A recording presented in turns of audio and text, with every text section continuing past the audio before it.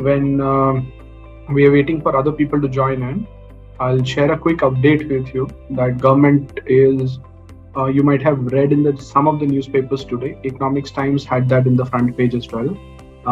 Government is coming up with a policy on influencers, that influencers will also be considered as brand endorsers. So everyone who is endorsing the brand should put a disclaimer or should mention it that it's a paid engagement, whatever, and it is not limited only to money, but any kind of a benefit that you're getting, you are supposed to let the public know that you are an endorser in that. And if you're not doing it, there will be penalties, and criminal offenses, etc., can also be taken into account. So there are some, and so government is going to come up with this rule in another 10 days or so. So that will be an area to keep a watch, because many of you who are engaging with influencers, so you as a brand also need to be cautious on not stepping into an area which is not considered legal as well as ethical in that way. So that's a quick update. And if you're interested in going through more about it, Ivy, please share the link of the video which has the details about the new update, so you'll be able to go through it, and that can be useful for all of you. And we will be doing a detailed video on one is from a legality perspective, how you should take care of from a legal perspective, and the second one is from a brand perspective, how you should be looking at influencers, whether you're using influencer for reach, if you're using influencer for content creation.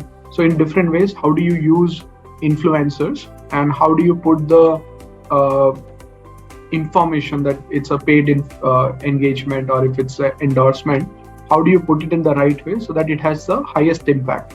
So that is another area where we'll be coming up with a detailed video on that. So keep watching the channel and you'll get all the information that is required. Yeah, so Ivy has shared the video of the influencer. When you get time, please go through it, because that will be a good update from a market perspective. All right. So, and today, though we have blogged 2 hours approximately for this, but there's no requirement of 2 hours. It's a workshop mode. So what we're going to do is maybe in a 30 minutes, 45 minutes, we'll be covering all of the topics that are there. And in between, if you have any query, we'll address it as well. And after that, if you have any specific query, if you need to go deep into it, etc., that time is available for anybody who wants to take up more questions, or if they want to go into details, then we can take up the time. Okay. So all right, so we'll get started, and thank you so much for joining. And let me just share my screen. All right, let me know when my screen is available. So yeah, is my screen visible to all? Right. Yes, it is. Perfect. Thank you. So once again, welcome to the workshop. And this workshop is all about the full funnel optimization.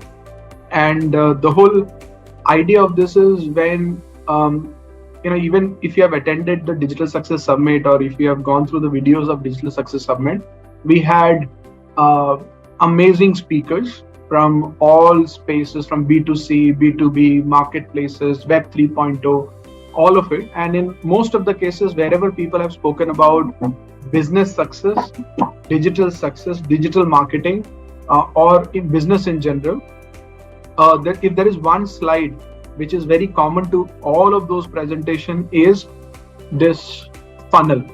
That how do I optimize the funnel? Always focus on funnel. That was the core focus, because end of the day, this is the basic of everything that we are doing, whether it's marketing, whether it's business, etc. So that's why we'll be covering that, what this full funnel optimization means, and how you can look at it, and how you can understand the reality behind the full funnel optimization. Often from an outside perspective, it looks like a funnel means this, but from an inside perspective, as we say that devil lies in detail. So when you look at inside, there are many more dimensions to the whole funnel. And thus, just on the top, if you look at funnel, it may not be that useful, rather than going into details of it.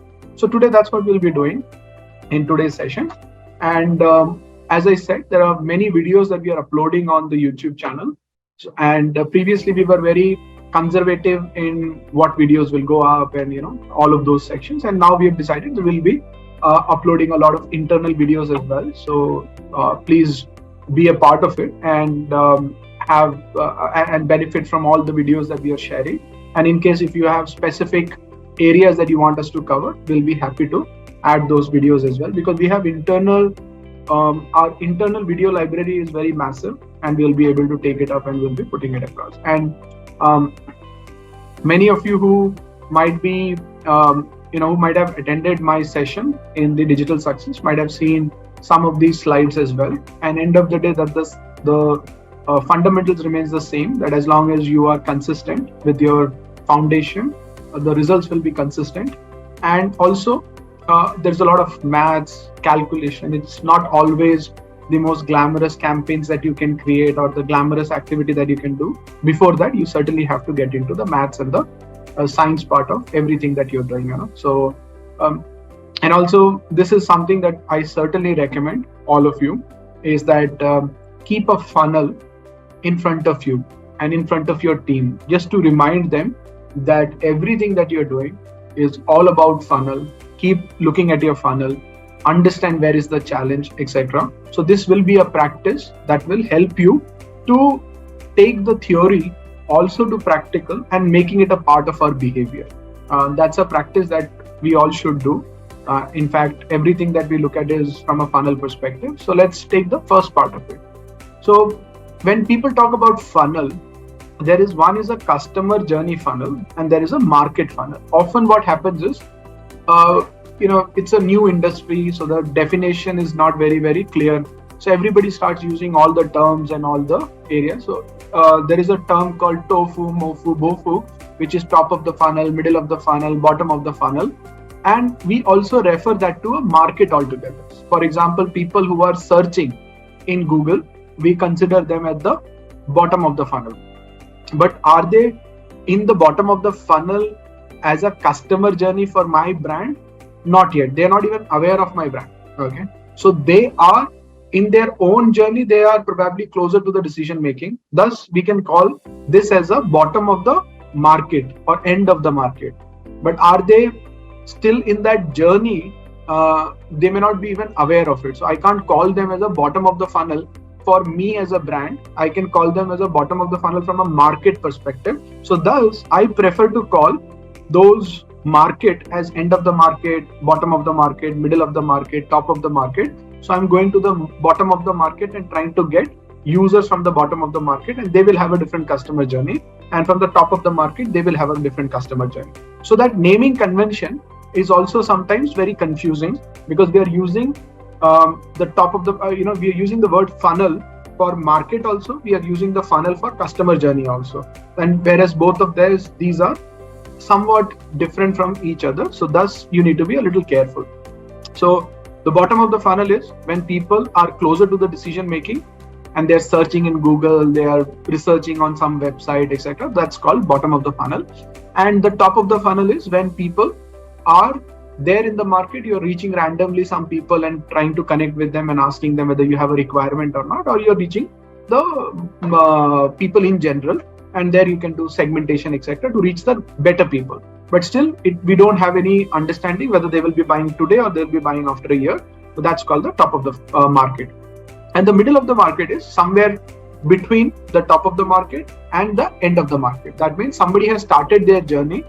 Probably they will be in this very quickly. For example, if I'm selling a shirt or a trouser or any of this, so somebody who is planning their travel, they may require a shirt or a trouser or a t-shirt or anything. So that means they've started a journey. So I can put them into the middle of the funnel. Somebody who is building a house will require a tile or a bathroom fitting. So I can put them into middle of the funnel.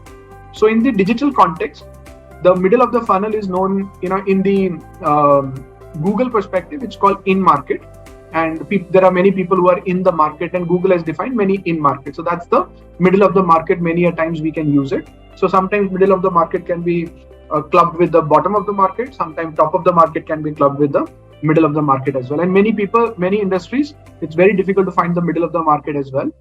So thus you will only go to end of the market or top of the market. So that's one part of the market generalization.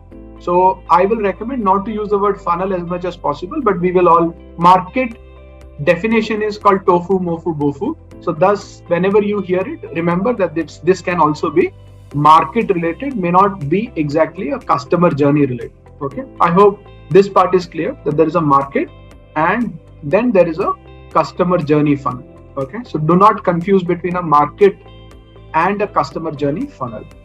If you have any query, keep asking in the chat and I will keep taking up the questions if that is relevant to this particular area. Okay, now the second thing is there is a customer journey. And what do you mean by customer journey is that a customer does not know about our brand, to customer engaging with us, customer knowing more about us, asking us more questions, buying from us, repeatedly buying from us, and becoming a brand advocate, right? So that whole journey from not knowing my brand to being a advocate of my brand is a journey of that customer, and step by step. And that is what every business will like, all the audience that they are going to travel that particular customer journey. So that's the customer journey, and there are multiple components to that whole customer journey. Now, if you look at the customer journey, the first question will be, is there one customer journey or there can be multiple customer journeys? So let me give you some pointers. So one is if somebody is searching and buying, okay, so there is a different customer journey that they will be. For when somebody is searching, they already have interest in that category. We don't have to create additional interest. We'll have to just match with that interest rather than, so we will have to be discovered during their journey. So we do not have to create an awareness. We do not have to create an interest, because that interest is already there in people. That is why they are looking for it. All that we need to do in this particular stage is, am I discoverable? Is my brand discoverable? And how do I make my brand discoverable? And their mindset is more about researching. I want to do research. So they are not going to be staying there to show interest in your product and consideration with your product and etc. They're going to do multiple researches together. So their mindset is a little different. So am I research ready from a website perspective, from my communication perspective, etc., etc. So that's a different journey. So is it fundamentally too different? No, but the mindset is different. The customer journey is going to be a little different from the other customer journeys that we will be looking at. Okay, so that's one. And in this customer journey of search and buy, the most critical thing is, am I able to create that consideration? Am I able to create interest in my brands, primarily from a not interest in that category, but are they showing interest in my product, my offerings, and are they considering my product? That will be focus, and primary focus is consideration. Why should they consider you compared to others? And if you are able to achieve this, then the whole market is available for you. Just be in front of them and you are able to satisfy them and you are able to get the success out of it. And many people have got success out of this funnel because they cannot use any other funnel, because in the other funnel it's too competitive or too expensive to be in the other funnel. But this is where people are searching and the competition was not ready for competing in a research oriented website and things like that. And these made very fantastic websites and made it really good, and people took advantage of this whole market. And this market is very big on digital. For many industries, this market can be as big as 80% of everyone who is buying is searching and buying. Can be 90% also. In certain cases, it can be 50%. It can be 20%. And there is also a small mismatch in the data, is that sometimes we don't look at the data that what percentage of people are getting influenced online and maybe purchasing offline, and compared to the number of people who are influencing online and taking an action online also. So at times you might see that the lead that you're generating online is not that significant, but the number of people who are looking at your advertisement, coming to your website, looking at all of those things are very high. So that means they're getting influenced online, but the behavior in that industry is they will go to the shop, they will try and buy it. For example, if I'm buying a car, I'll go and search online, I'll come to your website, read everything about your car and etc. Not necessary that I will fill up a form on the website to take a test drive, but the whole information that you provided has influenced my decision. So is that bad? Have I not achieved something very important in that whole customer journey? Absolutely yes. But am I able to track the next step, that what happened after that? Okay, so that is a area of consideration. Okay, so that's the first journey that we are talking about. The second customer journey is also about brand-based buying. In that brand-based buying, I'm not getting into this awareness and interest. I'm also creating a familiarity. So in the familiarity, I'm creating campaigns, I'm doing anything and everything so that they can remember my brand. There is a positioning that I'm creating a recall factor. So multiple things. So my customer journey is very different. And there I'm also asking those people who are getting familiar with my brand, I've seen multiple areas, to consider me.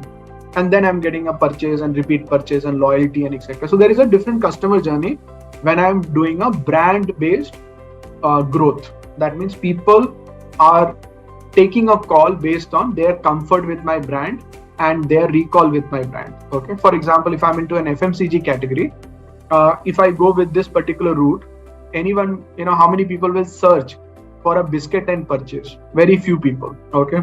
Can I go and impulsively reach those people and saying, buy a biscuit from me? Very rare. So all that I'll have to do is build a comfort with my brand, build a familiarity with my brand, build a positioning with my brand. And after that, also talk to them that why you should consider my product. And if these two things are there, when they will go to a store, when they will be doing their purchase, at that time, if I'm in front of them, or if I have a strong recall factor, probably they will consider me rather than considering any other product. So that is a different customer journey that you're looking at. Okay, so that's a second type of a customer journey. The third is an impulsive sales, that I am reaching out to somebody, creating an awareness about my product. I am creating an interest about my product, and I am also helping them in considering, then a purchase, then a repeat purchase, and etc. So that's a different customer journey. And this also can happen very quickly. For example, if I'm selling a t-shirt, and that t-shirt is for digital marketing, and it says digital marketing is nothing but the changing scenario, whatever, some amazing code that is there. And you look at that particular t-shirt and the quote is so beautiful, the design is so beautiful, you will immediately purchase it. So within a shot, I am able to complete my customer journey. And there can also be a scenario where I'm selling you a jewelry, or I'm selling you a shirt or a trouser, etc., where the buying need not be urgent. It is not an urgent requirement that people will look at my advertisement and immediately buy. But they have an interest in that category, so they click on that product, they go to the website, they understand more about you, but they don't buy. Does that mean the person is lost? No. The person has traveled to a certain level, but there will be multiple frequency that you will require, and the time that people will take to make a decision is going to be longer. So that will have a different journey. So now if just look at these four scenarios, one is search and buy, brand-based recall and purchase, impulsive purchase with low frequency and high frequency. So you already have four different funnels. Fundamentals a little bit same, a little bit different. So that is what you can look at it, but still it is different. You cannot just imagine it to be one funnel. Different people, different market, different route will have different customer journey altogether that you'll have to visualize. Okay. So any queries so far on this different type of customer journey that we are looking at? So we have discussed about there's a market, and we discussed about there are different customer journey. Yeah, please go ahead. There is a question in the chat box: reaching prospects, organic or paid ads? So always when you are a new business, getting organic is very difficult. You will always go and put advertisement money and reach out to people, because organic means what? Organic has a pull. You are doing something which is pulling people towards you. So what are you doing which is pulling people to you? Either I've written so much of content on my website that I'm ranking on the SEO, or I am so popular on my website that because of that I'm ranking on the SEO, which is giving me an organic reach with respect to the end of the market. Or I have created an utility on my website which is attracting people. Otherwise, maybe I have a calculator, I have something that I've done which is there. Or I have done some very amazing stuff in terms of a campaign, or my product is so viral in nature, which is bringing me organic pull. Not every company will have an organic pull in the starting of their business. And I will say 90% of the companies will not have an organic pull in the starting of their business or starting of their digital marketing. That time you will have to reach out with paid advertisement. The only challenge with paid advertisement is when you reach out, you will not be very profitable if it is not completely optimized. You might feel that you're spending money, you're not making that much of return, but it is giving you validation and it is helping you to understand where are the challenges in your funnel. And this is, your targeting is much sharper than organic. Your targeting can be really segmented into various categories and fully tracked. So that is the advantage. But the disadvantage is sometimes it looks more expensive, saying that, oh my God, I'm spending so much of money, I'm not getting the return. That is, this workshop can help you in understanding that this is a part of the optimization. And once you know where is the challenge, and if you are able to optimize that challenge, probably that will give you a very sustained, regular, scale up growth for your business. And if that funnel is not optimized, you're always spending money and you're not even knowing why I'm not converting. So my recommendation always is, don't get into organic initially, go into paid, improve your funnel, all part of the funnel, which we'll be explaining there. And once you know that these part is very, very well done, now I invest into organic. Or if there is a low hanging organic, always invest into it and get the return. But if it is a long term investment for your organic pull, so invest only after improving your funnel in terms of paid, because otherwise you will be spending 10 months to realize that all the customers who are coming in will not be converted, and by then probably the business can also be dead. So that's my suggestion. Okay, hope that answers your query. All right. If how much percentage of revenue should be paid for a D2C FMCG startup? How much percentage of revenue should be paid for a? Okay. If you're asking that, how do I look at from a what percentage of my budget should be invested into paid, or what percentage of my budget should be if I'm acquiring a customer, what should be my CAC percentage and etc. So basically what happens is, when you're selling a product, say, and you should attend, you should go through our previous workshop where we have discussed this in detail, how to calculate that whole percentage and etc. But let's assume that my profitability when I'm selling that product is 40% after cutting up all of those things. If I have 40%, now if I am acquiring a customer at 40% cost, then I am at a break even. That means I'm not losing money, I'm not making money. So that is sustainable. That I don't need a funding to run it. But if I am losing 10%, say my profitability is 20%, but in order to acquire that customer, I'm spending 30%. So in my first purchase, I'm losing 10%. Okay. So how many customers can I acquire where I'm sustainable, that I can invest that kind of a money? But when they buy second time, I don't have to invest 20%. I can invest just 2%, 3%. In the second time, they will be profitable, not in the first time. So last session that we took, in fact, that is something that you should certainly go through. In this, we have done this unit metric calculation, CAC calculation, and this will allow you to understand what percentage is okay to be spent to acquire a customer in today's in today's calculation perspective and tomorrow's calculation perspective. And the whole idea is cash flow. If I'm not profitable in my first purchase, that means I'll have a cash flow issue.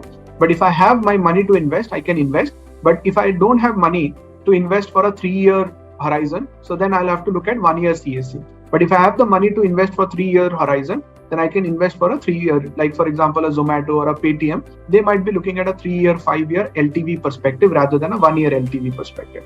And many businesses like ours, we will always be looking at a 1-year maximum LTV perspective rather than looking at a 5-year or a 10-year kind of a perspective, because that's how today's businesses can be looked. Okay, so that's this paid advertisement. So there are other questions that are there. So if and I will certainly recommend to see the previous webinar, and I'll ask Ivy to send you the link of it, so you can certainly benefit from it. Okay. So if we do the paid campaigns, won't it be a lot of money on the monthly basis invested in ads, plus retargeting takes more money? What do you think? Again, I'll say that go and attend the previous session. Investing. So poor people always look at saving, and richer people always look at investing. Okay. So investing is not wasting money. Investing is, I am investing with a purpose. I can make a loss, but I am investing with a purpose. But if I am spending money as an expenditure, where I don't know why am I spending. So certainly that's a bad thing. But if I'm investing, any business, you'll have to take a risk, you'll have to do investment to grow. So are you investing the money in the right way? And paid is cheaper than organic when you are doing all of this exercise. Otherwise, you are not spending money, but you are spending your time, your the opportunity cost. When you calculate all of those things, probably you will be at a much bigger loss with an organic route than a paid route. So that is why sometimes it can be penny wise and pound wise foolish kind of a concept. So that's why please look at what is the real cost of going into organic versus a paid. That will give you a better idea. Okay, yeah. And this playbook was made open. Last time also we shared it. So I will share this again with all of you, everyone. So this was made public to everyone. So you can actually go through this playbook. So this is for all of your benefit. So that's there. And also the playbook that we had created. And that playbook also has a lot of interesting write-up. This also, I will ask Ivy to share it. This was printed and this was given to everyone who attended the Digital Success Summit. Okay, so this is also available to all of you. So that will also be a interesting pointer to look at different perspective from a business perspective. Okay, that has various components, not just about digital marketing. Okay, so let me move forward. So as I said, there is a market which is available, which can be looked at top, bottom, middle kind of a thing. And then I'm looking at multiple customer journey for a brand-based buying, search and buying, and impulsive purchase with single frequency, multiple frequency kind of a section. And then I'm also looking at, I have different audiences which are available. So I have a B2B I'm targeting B2C, I'm targeting trade influencer. Trade influencers are people who are influencers in the decision making. They don't buy, but they influence. In certain categories, trade influencers make the bigger impact than the customer in itself. For example, when you're selling a medicine, it's the doctor who will influence the maximum rather than the patient. Or if you're buying a tile, your interior decorator or your carpet, the mason, all of those people will make a very big influence. So that will be another category. Then you have resellers. Many of the people who are visiting who want to go to the local areas and visit a shop. So you want to create more resellers, etc. And there can be other categories as well. So one is I have different funnels, different market, and then I also have a different audience. So each of this audience can have different funnels. For example, a B2B might be researching and purchasing, or B2B might be a low frequency impulse purchase, whereas B2C might be primarily a high frequency impulse purchase. So different journeys can also be there. So thus, when you look at a KPI, because today's discussion is also a lot about how to look at KPI from a full funnel perspective. So when you look at a KPI, it cannot have a single KPI. You cannot say that, okay, my reach is okay, but my reach is okay for one funnel, one TG, but my reach may not be okay for another TG, another funnel. So that's why you will have to first look at it. Who are the people who are reaching out, you are reaching, and what routes you are taking. And for each of the route, you have a customer journey, and that customer journey will have a KPI. And you don't have to go for such a granular level. You might have one or two customer journey, which is taking up 80% of your success and etc. Just focus on those customer journey, and rest of the things you can ignore, because you don't want to be 100% perfect. Because in order to be 100% perfect, you'll have to do 100 job. But in order to be 80% perfect, you just need to do 20% job. And that is what you will always focus on, because getting to 100 level is absolutely expensive. So thus, focus on this, the smaller areas that will have the highest impact. So this is like a funnel view that you look at. Now let's look at the KPI part of it. Now, there is a, how about automation? I have tech business and want certain components to be automated. Support portal and ticketing system. Do you have a video around that? As of now, we don't have a specific video around it. So we can create a video. In today's session also, there'll be some coverage about it, where all of those things can come into the picture. Okay. Now, when you look at the customer journey altogether, in that customer journey, you have these buckets like awareness, interest, consideration, purchase, repeat purchase, etc., etc. Now, the first thing that you will be looking at from your business perspective is, what is more important for me at this stage? If I have to grow my business 2x, if I have to grow my business 5x, what is more critical for me? So if I am a Flipkart or I am an Amazon, I have a huge customer base, and thus my focus will be to get repeated purchases from this customer base along with acquiring the new customer. But acquiring the new customer is not the most critical thing, but existing customer doing business with me, showing loyalty to me, and doing more purchase with me is more critical to me compared to acquiring a new customer. So that will be the focus. But when the early, when Amazon was launched or Flipkart was launched, at that time their focus would be, let's give more discount, let's acquire more customers, rather than focusing on repeated purchase, because repeated purchase will happen at a later stage. But right now it is about new customer acquisition. So you will also have to look at it. What percentage is repeat purchase focus, what percentage is new customer acquisition focus. So accordingly you can divide your resources, budget, etc., all of those things. Okay, now if it is a new purchase, you are reaching out to the new audience. So these are the KPIs that you will be looking at. At the reach level, am I reaching enough people? Am I reaching the right people, etc., Those are things. These are the KPIs. So the first is, am I reaching the right TG? So the first checkpoint there will be, so whatever the right TG definition is from a search perspective, from Facebook perspective or social perspective, you will do a cross-checking that whatever people have said that, this is the keyword that I'm targeting, or this is the audience that I'm targeting, you will also give it a second opinion. You will also check whether the targeting is said right, whether the technicalities that you've added is correct or not. All of those things you can give it a check. This is a manual activity. You just give it a second opinion.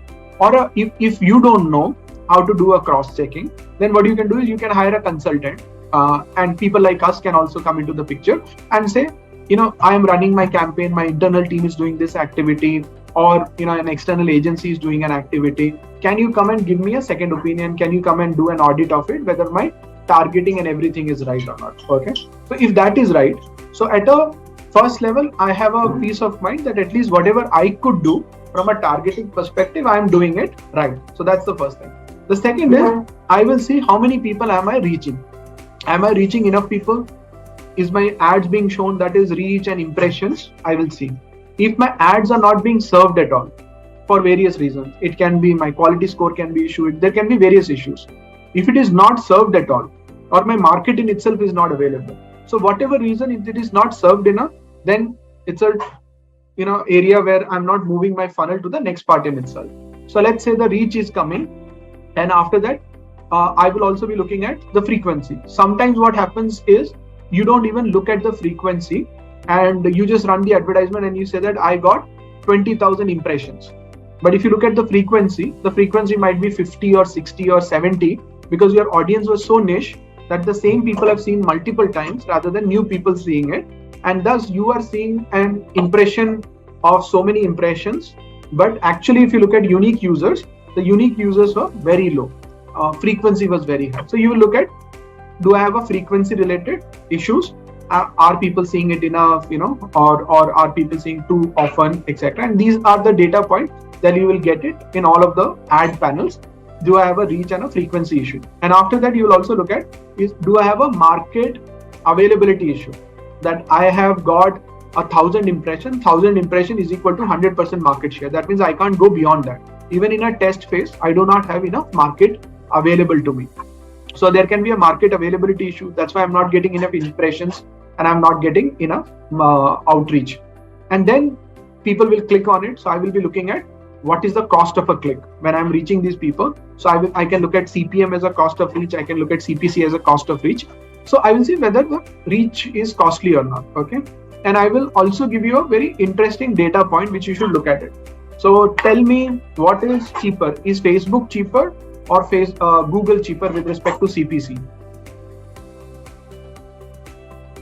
So what is normally a CPC in Google and what is a normal CPC in Facebook?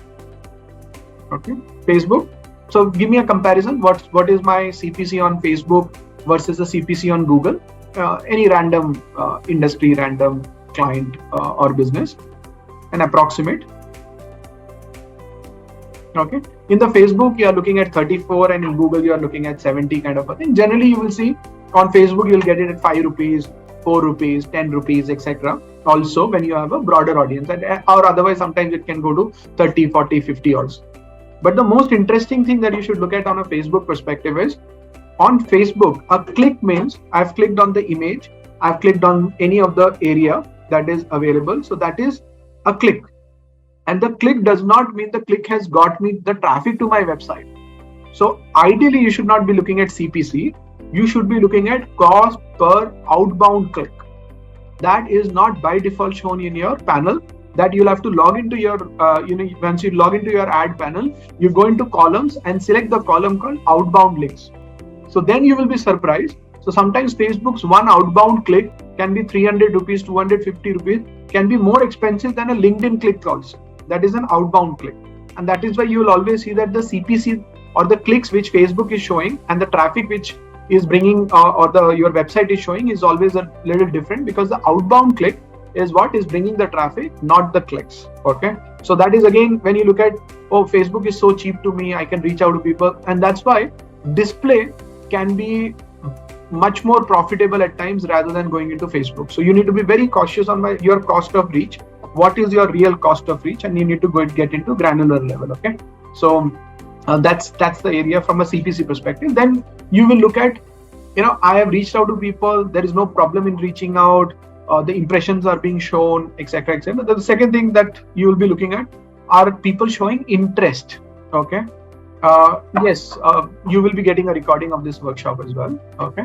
So you will, then you'll be seeing whether people are showing interest in my advertisement, interest in my brand or not. That is where you will be looking at from a CTR perspective. CTR is primarily looking at my ad perspective, whether my ad is creating enough interest or not.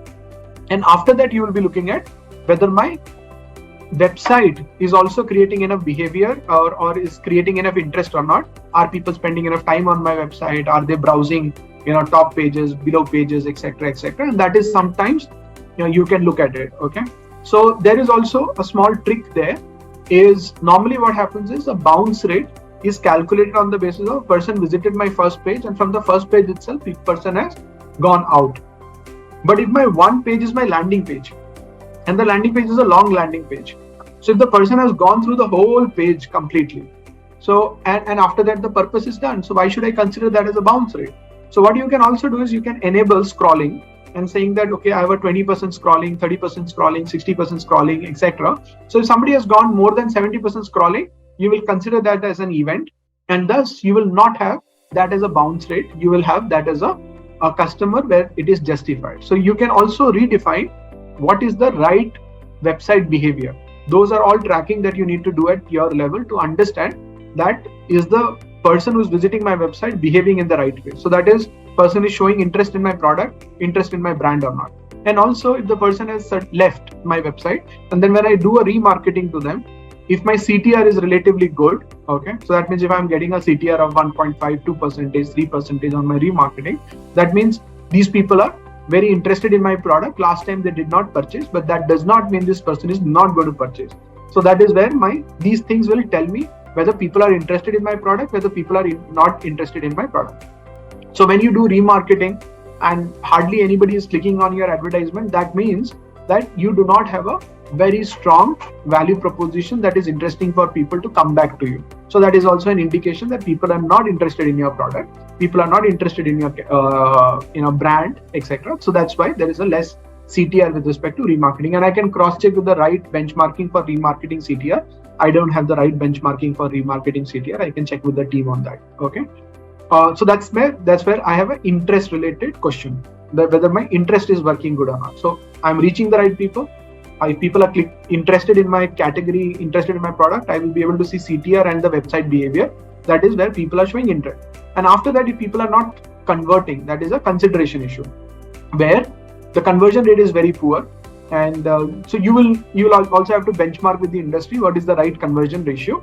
So you, in an organic manner, you will be looking at 1% to 3% if most of the traffic that is coming to you is organic. And if it is paid, you will be looking at anywhere like a 2% to 6% kind of a thing, or a 3% to 6% thing as a industry standard from a conversion rate perspective. But in certain category, you might get higher, in certain category, you might get lesser. But that should be the expectation. You should not be expecting a 20% conversion or a 50% conversion rate. That is the benchmarking at a consideration. So you will also look at and saying that, do I have a consideration issue?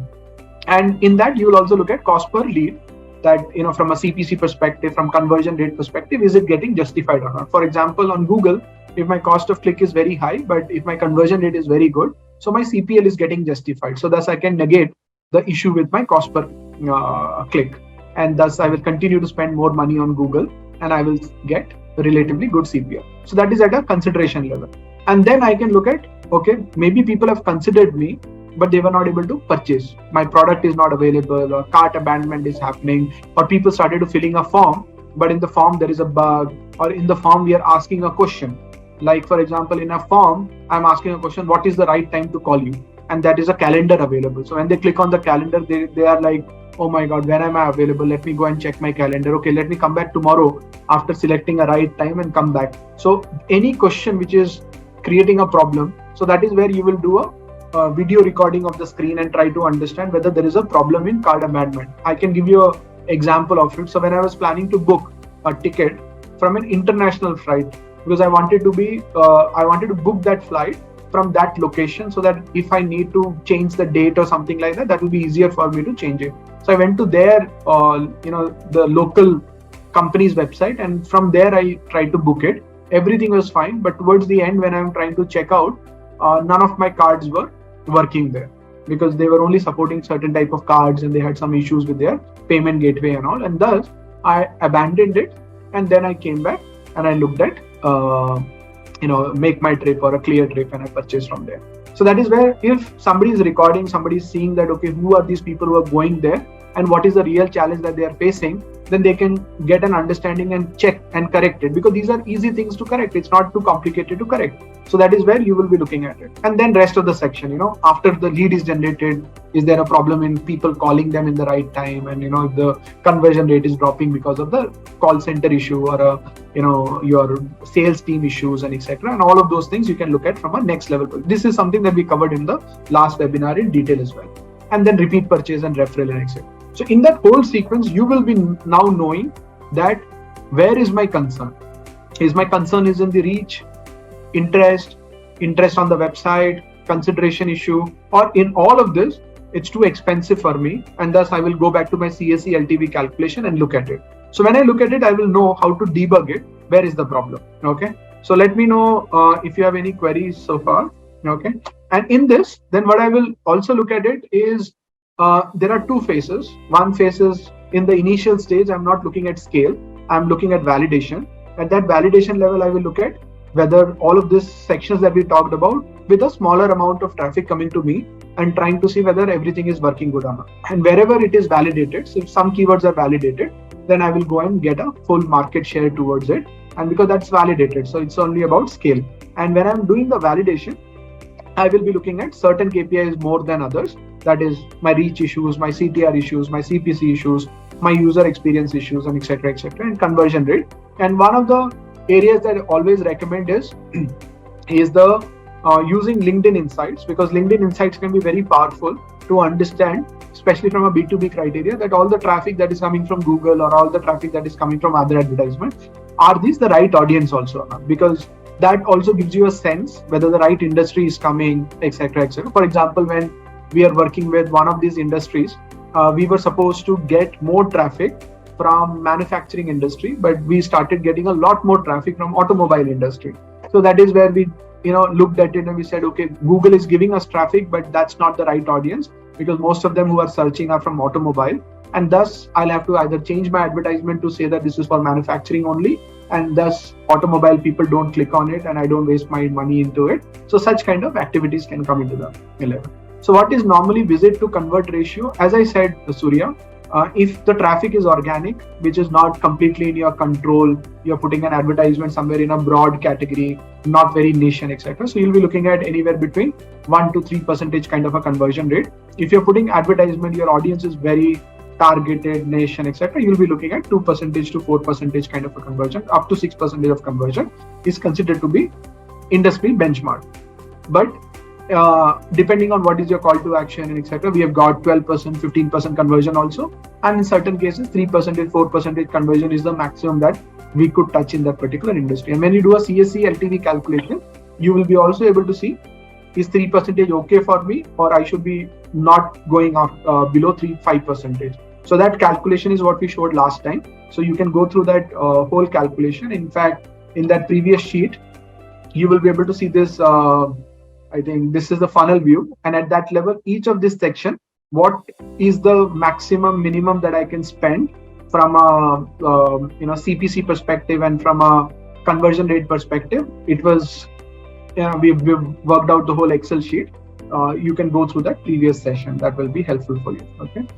So again, coming back is from scale and validation perspective. So initially you'll be validating and then you'll be scaling. That is in that whole funnel. So certain areas will be more important, certain areas will be less important. And also other point is, you will be putting all the tracking code. And when you're putting the tracking code, because there are three areas where you're getting the data. One area you're getting the data is the ad panels. It can be organic panel, it can be ad panel, anything like SEO. For SEO, it will be Google Webmaster Console. For ads, it will be LinkedIn ads, Google ads, etc. For social media, it will be Facebook Insights and all of those areas.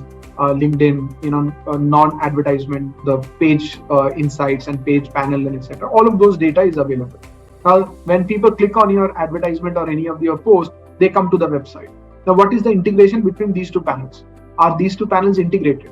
How can I integrate it? So that is why generally you will use UTM parameters and things like that to integrate the flow between your ad panel, organic channels to your website. And from website, when they've browsed everything and UTM parameters is available, but they've gone to second page, third page, fifth, sixth page, and the whole UTM parameter is gone if you are not tracking it in the proper way, and the person comes back and fills up a form and it goes to the CRM. Okay. And then all the tracking is gone, that who is this person, where did the person come from, and etc. And then a lot of people are putting a lot of data into the CRM about that individual user, that this person is so and so, income bracket, etc. Now, if all three things are not integrated, and you can also bring a lot of third-party data into this, if all of this is not integrated properly, then all of this tracking that you're talking about becomes very, very difficult. It's not easy to track. That's why your tracking also needs to be enabled in a proper way between all of these activities and etc. So thus we always recommend that use a common ecosystem rather than using a multiple ecosystem. For example, if your chat is from one ecosystem, if your chat is Zoho chat, okay, so your CRM is also Zoho CRM, then it becomes easier for you to track. But if your chat is a different chat system, your CRM is a different system altogether, and your marketing automation is a third system altogether. So integrating all of this system becomes very difficult. And today our recommendation always is focus on ecosystems rather than focusing on individual tools from various other areas. So that will also be an interesting idea to look at it. Okay. So you're saying there are so many tools under SEM or SER, CRM, etc. for a startup. How do you shortlist your tech stack? That's for a different day because that will take up a lot of time. But as I said, I always focus on ecosystem. So if you can afford that ecosystem, go with that ecosystem, because most of the ecosystem offers you almost 80 to 90% functionalities are same, but the cost can be very different. Manageability can be very different. For example, if I enter into a Salesforce ecosystem, I need to know that what should be my cost implication like that. If I enter into an Adobe ecosystem, I need to know what is my cost. But on the other side, if I enter into a Zoho ecosystem, I know what kind of a cost that will be there. But if I'm saying I will enter into an Active Campaign or those kind of an ecosystem, I will know what type of a cost that I'll be bearing. So, but enter into an ecosystem rather than entering into a tool. That will be our recommendation on that. Okay. Then again, like you will do a tracking, and around the tracking, you will look at debugging. And instead of debugging digital marketing problem, now you're debugging each section, and under each section, you're debugging that what is the reason why I'm not getting the reach. Is it a CPC problem? Is it a market availability problem? Am I bidding less around that? All of those things you will debug it. And especially when you look at the final conversion or final leads, there are so many factors that comes into the picture. Like it can be a wrong TG that I'm targeting. It can be a product issue. It can be a pricing issue. It can be a competitor issue. That sometimes what happens is you get a very good conversion rate and suddenly your conversion rate goes down. Why? Because your competitor starts running discounts, offers, or their one product is doing exceptionally good all of a sudden, or they got a PR, they got an award or something like that. Because of that, they're doing good, and because of that, your conversion rate is going down. So there can be multiple factors. Also, it can be timing that you're not getting the conversion. So like right now for last 1 year for D2C brands, there is a wave. that the conversion rate that you used to get previously and the conversion that you're getting currently is lesser. Okay, so those are areas that you'll be looking at. Or maybe I am reaching out to people in the non-season period, that's why my conversion rates are low. Or I am not able to create strong enough interest, I'm not able to create strong enough consideration, and I can add more pointers to it, like as I said, my purchase is an issue, my availability is an issue. So there are multiple reasons behind not getting a conversion.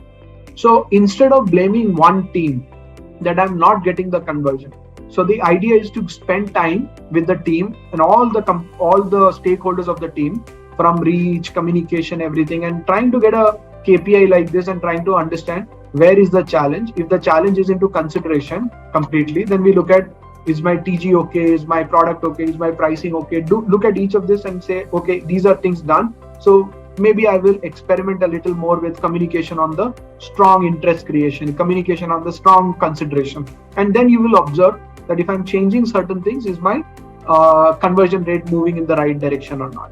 So thus, instead of getting into digital marketing and saying that, okay, let's do digital marketing, let's do this, here you will be able to pinpoint the areas where you have an issue with respect to your KPI and the funnel moving, and thus you will be able to focus on that area and try to convert. And if rest of the things are in your favor and only one area is not working for you and you are not solving that issue, there can be a big opportunity miss, and that's what you don't want to do it, right? Okay, so that's the reasoning that you will be able to find. Any queries so far on any of this? And I'll be finishing in another 10 minutes or so, then we'll open up for any other questions as well. Okay, no questions? Good. So then, and then there are different pointers that from a KPI perspective, some of the KPIs has a longer time period. Like, as I said, if I'm doing a research or search and buy, I can get immediate KPI validation. But if I'm doing an impulsive sales with brand comfort or higher frequency, then I can't look at it from an immediate perspective. I can look at from a short term, which is like a 3 months period, 6 months period, but I can't look at from a immediate perspective, like within a day, within a week, I can't get it. But on the search and buy, I can generally get it immediate, which is like a week, a day to a week time, kind of a time. Impulsive sales also I can get within a immediate to short term perspective. But if I'm doing a brand recall based selling, then I will require a minimum a short period to a long period. That is what I will also be looking at. So when you're looking at this KPI kind of measurement, so you also need to know what is the timeline that I'm looking at all of those things. Maybe I can, for a branding funnel, I can look at reach, awareness, engagement, all of those things from a short-term perspective. But if I'm looking from an ROI perspective, that how is this ROI benefiting me, I can't look at immediately here. I will have to look at from a progressive perspective that, okay, what is my brand search happening in a longer perspective? Is it going in the positive direction? How many of them are, coming back to my website as a repeat users? So there will be many things that I'll be looking at from a brand perspective, which are very different. And the time or the horizon that I'll be looking at is also very different from that perspective. That's another point that you need to remember. And then you'll have multiple teams associated with it. So all the teams, when I'm generating the lead, after the lead, I'm passing the lead to a sales team. So then also my KPI will get impacted if the sales team is performing, not performing. If the sales team says that this is a dead lead, is your funnel ended there, or you will still continue to put that back into your funnel, nurture it and come back there? That is also an equation that you'll always look at it. So if you're a marketing team, then the handshake between marketing team and sales team also needs to be in the picture. And there will be many teams. It's not only the marketing and the sales team. So your marketing team generates the leads, then it sometimes go to a pre-sales team which validates the leads and etc. Then they passes it on to the sales team. Then it goes to a customer success or a customer servicing team. Those are all equations that are always there. And yes, Sanjay, they always fight with each other. One is the KPI related issues, and in a company structure, what we have also seen is some companies have a structure where you have a sales, marketing, and all of these people, they report to one growth head. So if they are reporting to one growth head, the growth head has the same KPI, whether it is coming from sales or marketing. So thus they are able to bridge it. But if there is a marketing head and there is a sales head, and both of them are strong enough, and there is no one who is taking care of it, and thus that fight becomes very ugly fight, and there is no end to it. And the overall business loses because of that. The sales team blames the marketing team blames the sales team, which is the reality of the market. And thus you need to have a company hierarchy also, which enables that. When the hierarchy is not there, sometimes the CXO has to come into the CEO, or COO has to come in and bridge that gap between them, is something that you need to look at it. Okay, what is the ideal returning visitor percentage we should consider? That's a very difficult question that I don't have a right answer to it. When I did analysis of our customers, that what should be my ideal returning customers.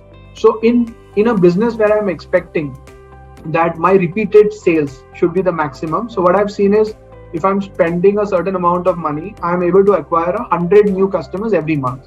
So my new customer funnel looks like this. Okay, and my repeat customers, and my revenue is going up regularly, whereas my new customers is only 100. So I know that incrementally I'm getting a repeat customers growth. So when I look at traffic perspective, it sometimes shows only a 25-30% is my repeat customers. But when I look from a revenue perspective, my 80 to 90% revenue is coming from a repeat user. And repeat, they are not showing as a repeat visitor, because their cookies and etc. is not properly being done. Even if it is a sales attribution, because the person is not logged in, right? Or the person is, when they're coming to the website, it's still considered a new web person, because their cookies and everything is not available. So that's why you'll have to look at CRM to look at what is my repeat purchase, and also you will look at from a repeat visitor perspective. So repeat visitors I've seen in the range of 25-30%, but even when my sales is almost like 80-85% coming from there, that also is there. And sometimes it is the tracking issue that we have, that when a person is logging in, I can make them a user, etc.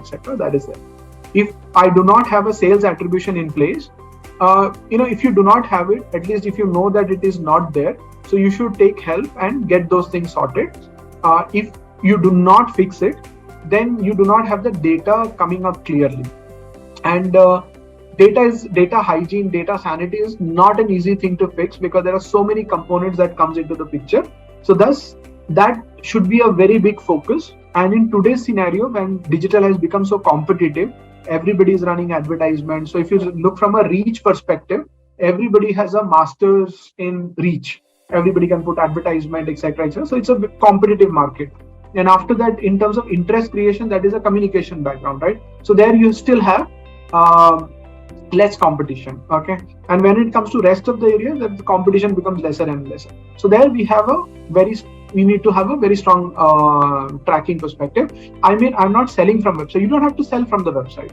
But if you are saying that, okay, people will come and fill up a lead on the website, so you are capturing the lead, and after the lead, it will go to the CRM, right? And that is where I mentioned about this, that enabling that my campaign so-and-so generated so-and-so lead, and then it went to the CRM, and the CRM is taking care of.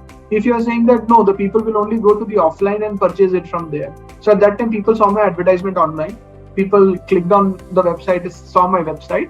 So there you will have to track with an offline tracking, where I will enable some offline tracking on the stores and etc. And then based on the mobile phones which clicked on my advertisement, and people carried the same mobile phone and went to that particular location, such kind of trackings can be enabled. That is for an FMCG kind of a category, where such kind of tracking can also be possible to a certain level, not to the 100% possibility. So that is there. But still, somewhere or the other, the tracking funnel can be completed on that front. Okay, so that's like some of the pointers. And I'll say right audience, as I said, is very easy. Everyone is doing it. That's not the main concern. The concern is always about product offering plus communication. What is my product? What is my communication? In that whole funnel communication is not an easy game. That's a very, very difficult, and very few companies understand full funnel communication, full funnel area, like what is right, what needs to be done, etc. And it's a lot of hard work as well. And that's what you should, if you have a consideration issue, or you have a sales issue or a leads issue, then instead of just focusing on reach optimization, that is a limitation, that is a huge competition. Focus on the next part of it, which is improving your communication on your advertisement in your whole funnel, plus improving your communication on the website, remarketing and everything. And also focus on the product innovation and the rest of the activities as well, including the integration between all of the section. Okay, and that's where ad, website, landing page, remarketing. All of these are different touch points. You can improve your areas around it, and then you can debug, as I mentioned about that. And at each of the section, you'll have to debug and take it up. Can you suggest a good book to read for communication across funnel? Unfortunately, Sanjay, I don't have a clue that which book talks about a full funnel kind of a communication, but around the communication there are many books that you can read. And I also follow a lot of TV shows or channels and etc., where they talk about communication related things, so you can learn a lot about communication. And full funnel communication is a extension of understanding the customer a little better and enabling it. And since this is still a new industry, not many people have spoken about it, so I don't know whether anyone has ever written a book around it or an article around it. Probably we will have to initiate an article which talks about it, and thus we are all busy in solving our own problems rather than writing a book. And as somebody said, all the best SEOs are very busy doing job and making money rather than writing a book or answering a query on a forum and etc. So it's often very difficult to get that easily. So you'll have to actually find a diamond in the dust somewhere to look at it. If you come across some very good book, please do recommend it to us as well. We will go through it. Otherwise, it's all our own learning. Okay. So that's more or less from my end. If you have any specific queries, you can ask. So I wanted to keep it as small as possible. Still, we have extended close to an hour. Okay. All right. Yeah. Thank you, Kaushik and Sanjay, everyone. And if you have any query related to this, related to anything else, happy to answer. Or others will share you the recording, go through the recording. And if you still have some queries and etc., please shoot it to us. And if you like us, and go ahead and please subscribe to our YouTube channel, share about with your friends and etc., so that more people get benefited, and we'll be sharing more information on a regular basis on our YouTube channel as well. Yeah, that's it from our end. Are there any specific videos for SaaS sales for B2B? Not. I certainly can give you one or two videos. Okay, so in fact, I'll share one link probably. Reading material. You can, there are some videos that I've mentioned here, which is some video recommendations. So, Mansa, you can get some videos here which are related to B2B. I think overall growth, where growth comes from, people to marketing. So just look at it. I will add some videos here which are related to. I think this might be no. I'll add one or two videos which are related to B2B. So I do have some videos which are B2B related videos. So I'll share that with you. So that is something that you can do. Okay. Please share to previous slides also. I will please make that PDF and share those PDFs as well. Happy to share. Otherwise, in the video you have everything, so you don't need that slide altogether. And that's something that you can take it up. Okay. Then please share two previous versions of the slide. Can you suggest any particular tool which measure most of the KPIs at a competitive price?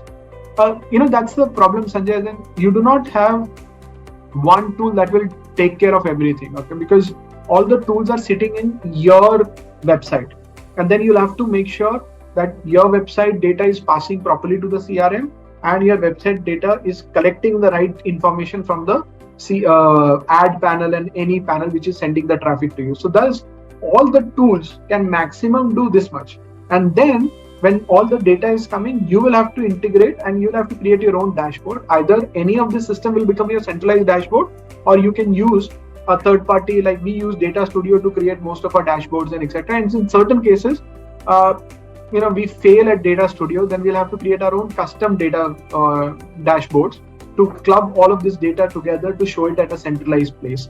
So it's very difficult to get one tool which does it, because end of the day it's not about the tool, but it's about integration and presenting. For dashboarding, you can take many of the tools which are available in the market, and we use Data Studio because that's the free version which is available and very powerful on that side. And we have a very detailed webinar on how to use Data Studio also on the YouTube channel, so you can go through that and take benefit from it. Okay. Yeah, do you have a course that is streamlined structure and marketing, remarketing and automation? So we are coming up with a course, very unique course, which is going to give a complete understanding of marketing from the top to the bottom, and then you can plug in the marketing automation, remarketing, and everything associated with this. And this course is going to be a one topic a week where you will be able to learn practical work and etc. And with 3 months, you can complete a course there, and less of individual involvement on a week-on-week basis. The teaching will all be done with module to module, and then it will be facilitated. So there is a course that is coming. Just keep a watch. We will be we'll be mentioning the date, so that and the price and everything. I think I've mentioned it on my Facebook once, but we are yet to formally announce it. So we'll be sharing the details also with you. Okay. I will request for the first 2 slides of the That's all right. That's more or less from our end. Have a good weekend and enjoy.